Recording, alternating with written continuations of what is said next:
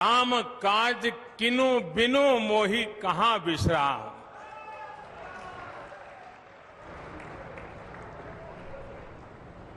भारत आज भगवान भास्कर के सानिध्य में सरयू के किनारे एक स्वर्णिम अध्याय रच रहा है। कन्याकुमारी से क्षीर भवानी तक,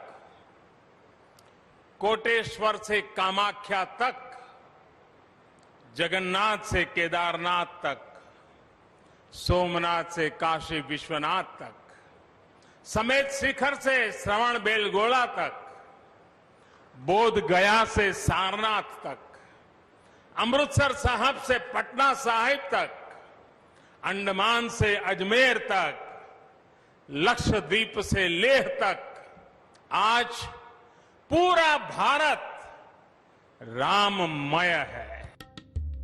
प्रधानमंत्री भक्ति से भी शक्ति का संदेश दे देते हैं। बहुसंख्यक जनता हिंदुस्तान की धर्म और कर्म देखकर विश्वास और विकास की उकेरी गई रेखाओं को समझ जाती है। तारीख तय है 23 अक्टूबर की, शुभ मुहूर्त तय है छोटी दीपावली की संध्या का, जगह तय है रामलला के मंदिर से सरयू नदी के किनारे तक, और धर्म का काम तय है दर्शन रामलला के और पूजन दीपोत्सव के साथ का। अयोध्या में 5 अगस्त 2020 को भूमि पूजन करने के बाद प्रधानमंत्री नरेंद्र मोदी 800 से ज्यादा दिन बाद पहुंच रहे हैं, जहां पीएम मोदी सबसे पहले रामकाज को देखेंगे। यानी राम मंदिर साइट पर 23 तारीख की शाम 5 बजे पहुंचेंगे। शाम 5:40 पर राम के राज्याभिषेक के साक्षी होंगे। शाम 6:25 पर सरयू आरती में शामिल होंगे। शाम 6:40 पर दीपोत्सव कार्यक्रम में पहुंचेंगे और शाम 7:25 पर अयोध्या की ग्रीन डिजिटल आतिशबाजी को देखेंगे। रिकॉर्ड 15 लाख से ज्यादा दीपों से जब अयोध्या जगमगाएगी, तो इस कहानी को इन बनते हुए दियों से समझना जरूरी है, जिन्हें आज तक संवाददाता श्वेता सिंह ने अपने हाथों से बनाकर समझा भी। जैसे एक मिट्टी होती है, उसे दीप का आकार देने तक बाहर से थोड़ा कठोर और भीतर से सामान्य हाथ रखकर आकार दिया जाता है। संभाल कर चाक से उतारा जाता है। चाक से उतार कर दीप में ज्योति जलाने के लिए आगे डिजाइन किया जाता है। कुछ इसी तरह है कहानी राम मंदिर को आंदोलन की चाक से निर्माण के दीप तक लाने की। वही दीप इस बार अयोध्या में देश के नाम जलेंगे, धर्म के, कर्म के। मिट्टी का मोल क्या है? जब तक कुम्हार उसे हाथ न लगाए तब तक कुछ भी तो नहीं।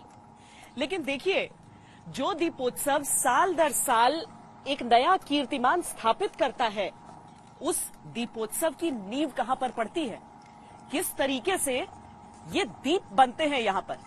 कोशिश मैं भी कर रही हूं ताकि दीपोत्सव में कुछ योगदान अपना भी हो जाए। वैसे तो तमाम वो वॉलंटियर्स होते हैं जो कि राम की पैड़ी पर इन सभी दीपों को प्रज्वलित करते हैं, लेकिन दीप बन कहां रहे हैं?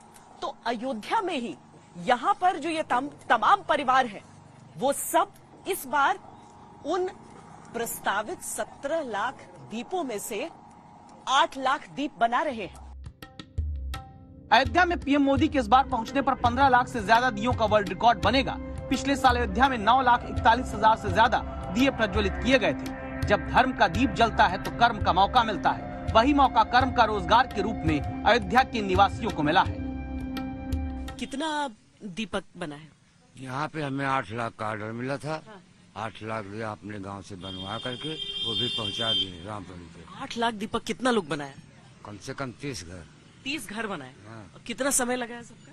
कुल 15 दिन समय लगा। हाँ। हाँ।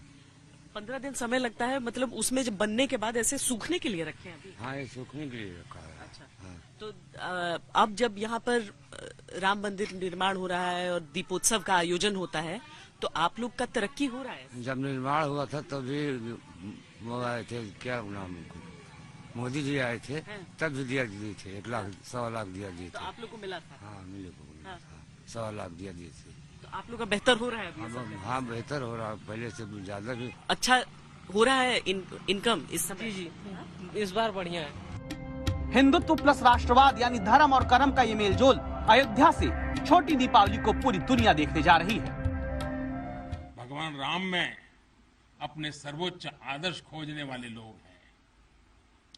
लंका विजय करने के बाद भगवान राम जब अयोध्या लौटे थे, तो यही उद्घोष करके लौटे थे, अपि स्वर्णमयी लंका न मे लक्ष्मण रोचते, जननी जन्मभूमिश्च स्वर्गादपि गरीयसी।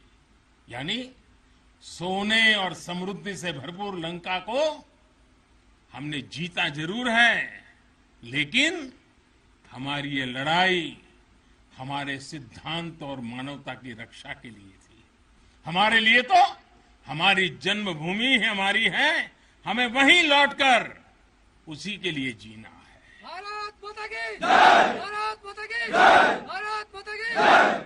और इसलिए जब प्रभु राम लौटकर आए तो पूरी अयोध्या ने उनका स्वागत एक मां के रूप में किया।